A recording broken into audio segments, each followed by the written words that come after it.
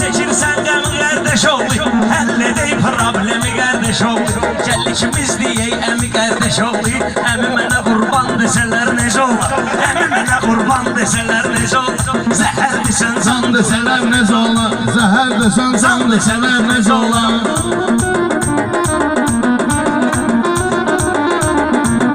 Mən nə diyəcəyəm xididar qala qala, çobanlar deyir peşəkar qala qala, burada Rəşad Əliyev Vüqar qala qala. Buna da Qəzəlxan desələr necə olar? Buna da Qəzəlxan desələr necə olar? Ay sənə qurban desələr necə olar? Əmi sənə qurban desələr necə olar? Qafiyəni hər dəlilə vacirə, istədirsən niyə birdən-birə? Cəmaat dəyər verdiyi şairə, sən lağ edirsən bu cürə şairə. Baxılı müsəlman desələr necə olar? Baxılı müsəlman desələr necə olar?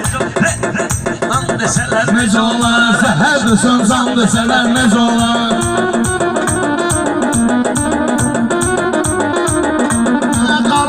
Deyəndə xəyala dalmışıq, İnşallah görək zəfər çalmışıq. Bir gün görək ki qafanı da almışıq. Azərbaycan desələr necə olar? Azərbaycan desələr necə olar? Zəhər desən can desələr necə olar? Ələkbər Orxan desələr necə olar? Ələ darıxma var nə qədər qoşağımız, maşallah böyükdür ittifaqımız. Bu gün azad olubdur Qarabağımız, qafandan elan desələr necə olar? Qafandan elan desələr necə olar? Zəhər desən Can desələr necə olar? Zəhər desən can desələr necə olar? Əmi sənə qurban desələr necə olar?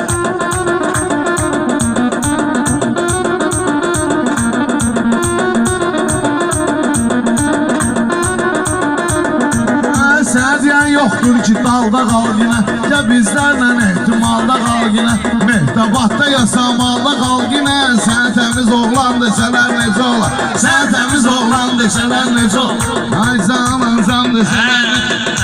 Hərdən tapıb bir belə hal deyənlər, gəlib Orxanla dalbadal deyənlər, bu Mehtabad yasamal deyənlər, arada lök batan desələr necə olar? Arada lök batan desələr necə olar? Zəhər desən can desələr necə olar?